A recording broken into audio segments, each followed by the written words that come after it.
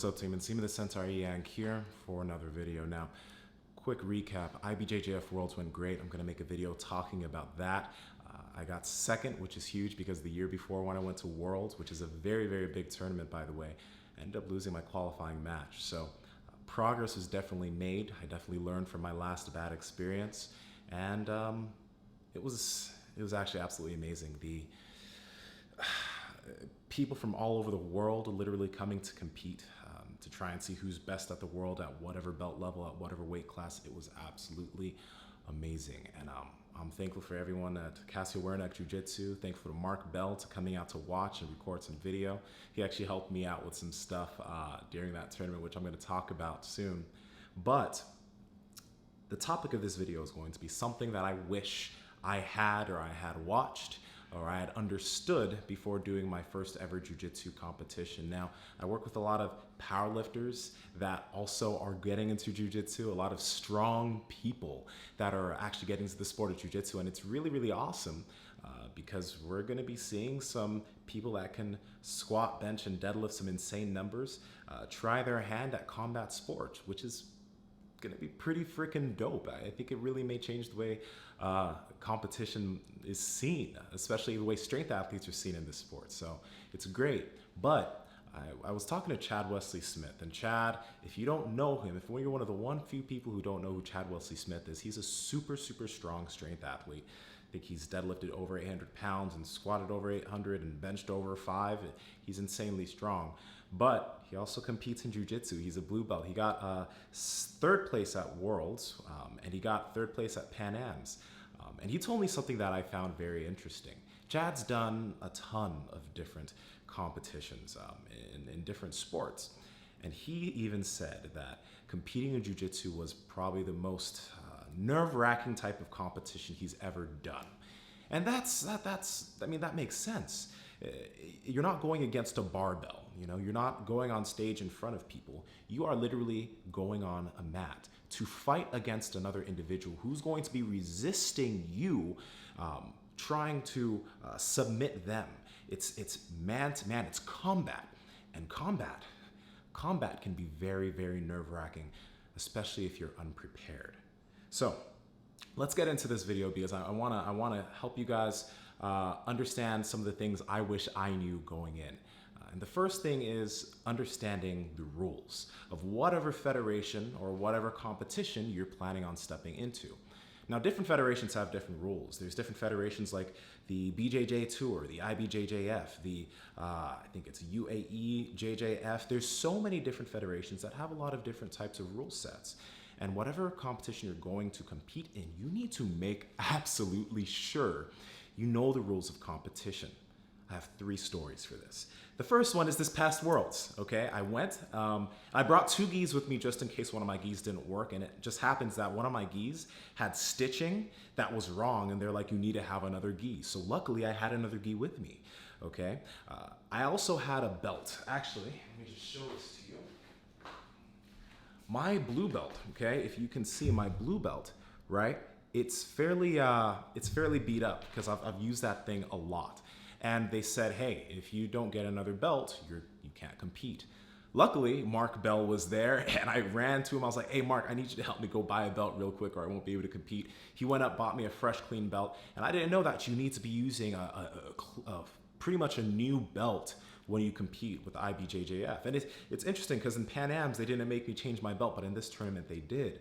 All right, so, and then yeah, the third thing that happened was in one of my competitions, like last year, I won my weight class, but when I went into the absolutes, right, some guy got me in a triangle position and I was right by the outside bounds line. And I was like, okay, well, I'm not gonna tap to this because it's not really firm. Let me just walk out so we can get reset to the middle.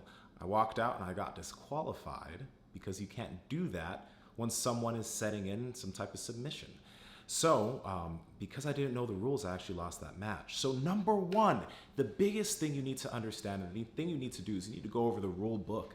You need to go over the rule sets. You need to understand point systems, the way that works. Not everything, but you just got to have a decent understanding of general rules so you don't get disqualified and so that you can actually compete. The worst thing that could happen is that you go to your tournament, you bring your gi, you're ready to compete, And then the ref or the person in the bullpen's like, sorry, bro, you can't compete unless you use a different gi. Or that patch on your gi is stitched up wrong. You better get another one or you can't compete.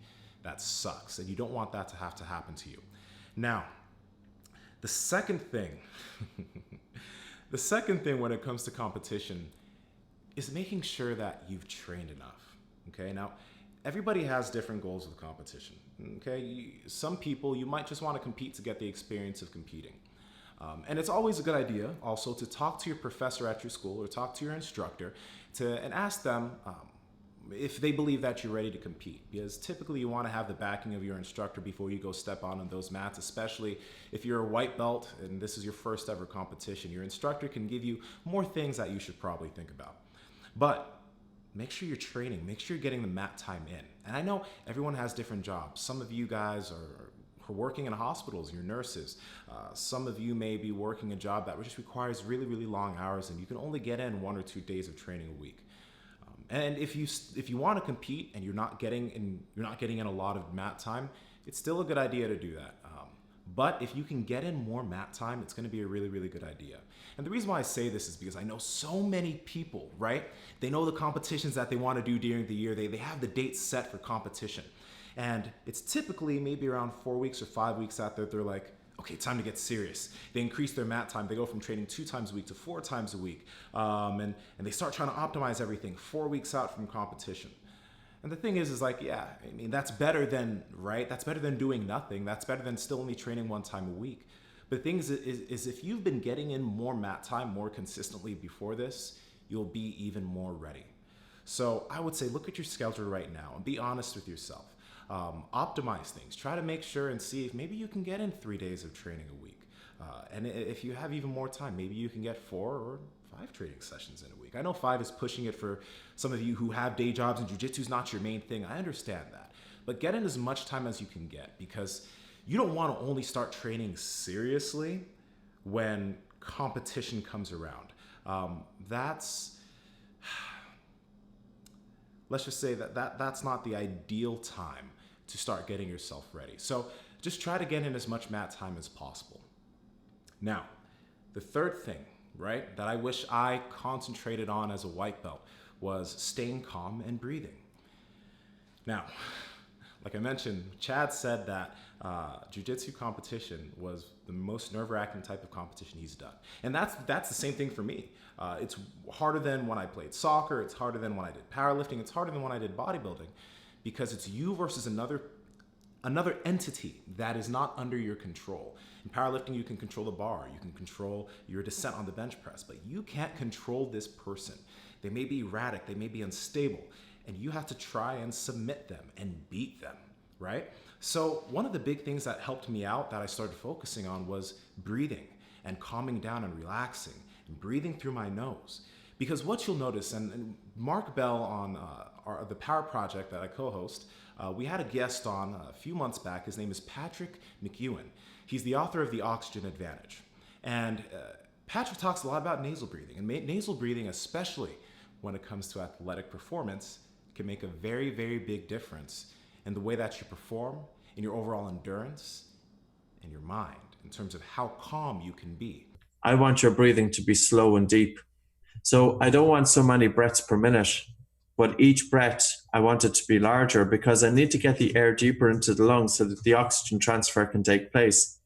If you're breathing fast and shallow, each breath, 150 mil of each breath is lost in dead space. And that's every breath that you take. There's a good proportion of that doesn't reach to the alveoli in the lungs anyway. So if you're breathing fast, you're losing a lot more air to dead space. Whereas if you're breathing slow but deep, you're getting proportionately, you're getting more oxygen into the lungs.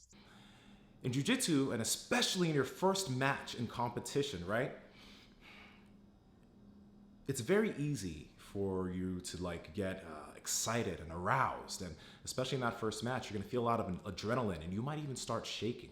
I've heard stories of individuals that literally they go onto the mat and they black out and they don't remember what happened when they competed.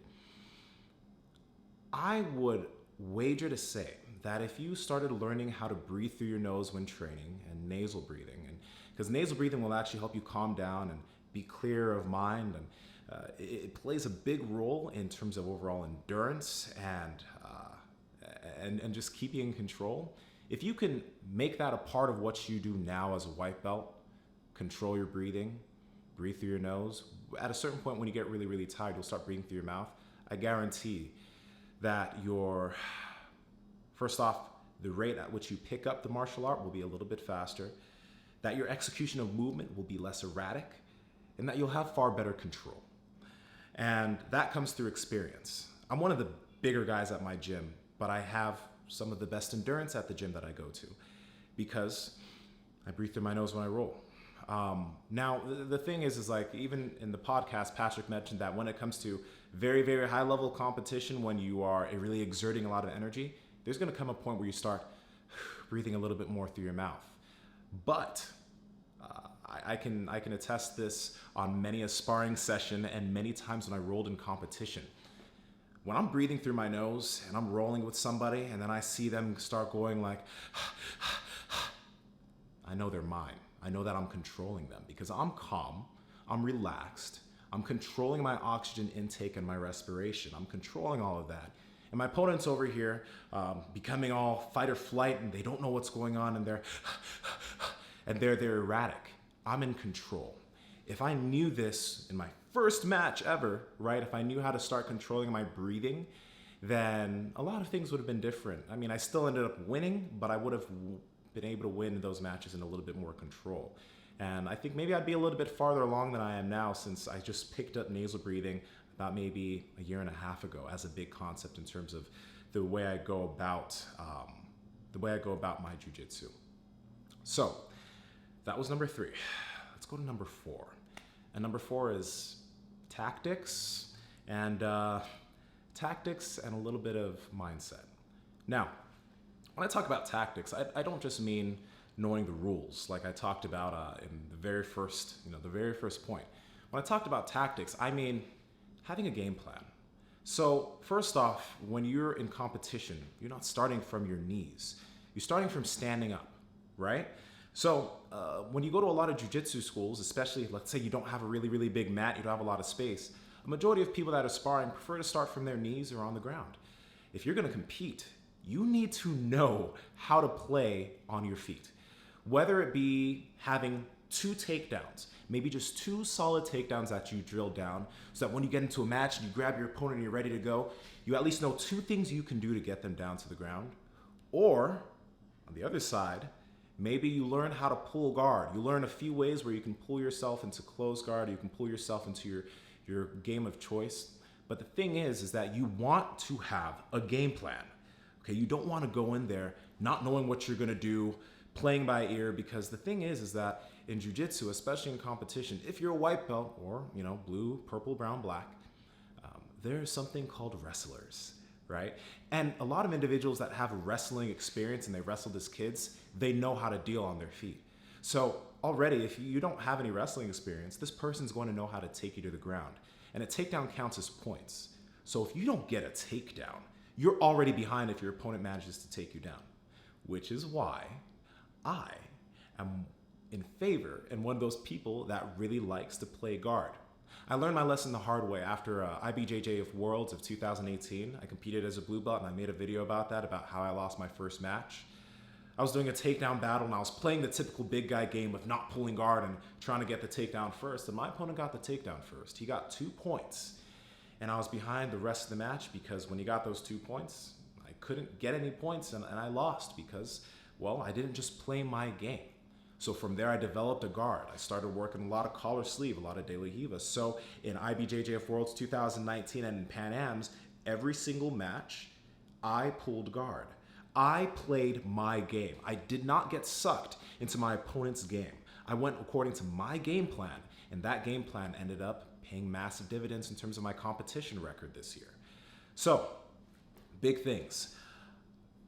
Have some takedowns that you can drill and can understand so that, you have something that you can do on your feet. But secondly, and this plays a little bit more into bigger guys and bigger women too, in the heavier weight classes, I'd really suggest that you develop a guard. Work maybe a half guard. Work some things from closed guard. Work some guard pulls. So that if you end up going against an individual that's a wrestler and they know how to take your butt to the ground, well, you can be ahead of the game because now you can pull them into your game. You can pull them into your guard, and you're already playing a game you want to play. There's nothing worse than competing, and the opponent does what they want to do to you, and now you're playing catch up because you didn't have a game plan. You didn't have something that you were planning to do. So now you're on the defensive. You're having to try to get out of that and get back to your game. My coach Cassio is always like, get to your game as fast as possible. I don't like playing in my opponent's game. I pull them into my game where I know what I'm going to do, and I'm always a few steps ahead. Okay? Now, I think that was number 4. Number 5. Number 5 is your nutrition. Okay? Gameday Nutrition and your nutrition before. Now, I'm not going to talk too much in depth about this because everybody has different nutritional protocols. There are some of you who do keto and you're very, very high fat, lower carb. There's some of you who do higher carbs, lower fat. Whatever whatever your nutrition is. First thing is, the day before you compete, I highly suggest that you make sure to eat a lot of food. Okay, so have a surplus of fats and carbs, etc. If you already made your weight for your weight class, I know this is biased because I'm an ultra heavyweight, so it's 222 and above, right? I don't need to worry about that. But have a surplus of food the day before because that's going to be the primary source of energy that you're going to use before you compete the next day. So eat a lot because the next day you're going to feel good. You're going to feel just nice and just hydrated and just good. Okay? Drink a lot of water the days before the tournament. You should be drinking like 0.65 ounces of water per body weight every single day. When it gets hotter, that might be more. But you should be already drinking a lot of water every single day. You don't want to just drink water a lot the day before and the day you compete. But make sure you're well hydrated the day before and the day of competition. Number 3, sleep. Now, sleep is super important. I'm going to make a whole video later on about optimizing your sleep. But if you've been getting 5 hours of sleep a night before you're planning on competing, and then the night before you decide to get 8 hours, well, I'm telling you right now, you're shooting yourself in the foot. You want to aim for 8 hours of sleep a night, and I'm absolutely serious. Sleep is probably the biggest thing that athletes let go to the wayside, but it is the biggest thing that is actually hampering your overall progress in jiu-jitsu, in health, in weight loss, in cognitive ability, in decision making, in so many different things. It's that thing, sleep, that's causing you to not get the results you want. If you optimize your sleep, so many different things are going to fall in line for you. So I say this right now, get sleep every night if you can. I know some of you have to wake up early, you have kids, you have responsibilities, but I guarantee that if you look at your schedule and you optimize the way you go about things from day to day, you get rid of some of the things that are wasting your time, you can make enough time to get yourself to bed on time and actually get enough sleep. Stan Efferding has a really great quote about sleep. He said, individuals that get 6 hours of sleep a night and expect to get results in their weight training routine or their athletic performance, if they get minimal amounts of sleep a night and their nutrition is on check and their hydration's on check and all that's in check, it's almost like they're skipping over $100 bills for pennies. Your sleep is that important. Don't neglect it. I would also say on tournament day, right? I'm not a person that likes to have a lot of food in my stomach, but I ate about 4 hours before I had to compete, so my food could go down and I can feel light. I ate oatmeal, which I'm not adverse to eating. On the day of, do not eat foods that you're not used to eating because you don't want to step on the mat and you're like, oh God, I got to take a dump. You don't want that to happen. Okay, so eat something you're used to. If you're higher fat, then eat a higher fat meal a few hours before. I generally like carbohydrates, so I ate oatmeal because it's a complex carbohydrate. It doesn't spike my blood sugar and bring it down. I didn't feel tired, so I ate some oatmeal with some bananas. I would also suggest that obviously bring water with you, okay? But also put some salt in that water. I talked about this in the intermittent fasting video in terms of hydration. If you put salt in your water, you'll be able to hydrate yourself better. And this is so important in between matches. In between matches, I had about 10 to 15 minutes, so I just had to make sure I was hydrated and I was just well hydrated so that I could compete well. Another good thing to get is coconut water. And the reason why I suggest coconut water is because it has a great amount of potassium in there. And potassium is one of those things that helps you not to cramp out, but it can really help hydration and performance. So bring a few bottles of coconut water with you so you can be drinking that between matches. If you're not a fan of coconut water, you can always go with like bananas or another drink that may have a little bit more potassium. I don't really know what other drinks are that have a lot of potassium because I stick with coconut water, but just go ahead and Google it and find something that works for you. But again, salt with water, coconut water because of the good amount of potassium, and eating the day before and the day of, and getting enough sleep. Now, the last thing that I'm going to talk about, number 6, and this is to help you to get in the mindset of competition, and I've talked about this in videos before, is visualization. Now, I have a lot of athletes that all the athletes I work with, I do strength programming for. The athletes I work with that do jiu-jitsu, I'm not doing their jiu-jitsu, stuff. I'm a blue belt. I don't do that, but I do their strength training. But I always tell every single athlete that's about to do any type of competition that you need to visualize, okay? There's been a lot of research done on visualization and the effect and the impact it can have on basketball players that are shooting free throws in terms of helping them increase their free throw percentage, even when they're not training physically. It just has so many benefits. But the thing is you want to visualize that day. What I like to do is I like to sit down, whether it's I go to a sauna or whatever, and I like to visualize exactly what I'm going to be doing. Okay, I visualize myself walking to the arena.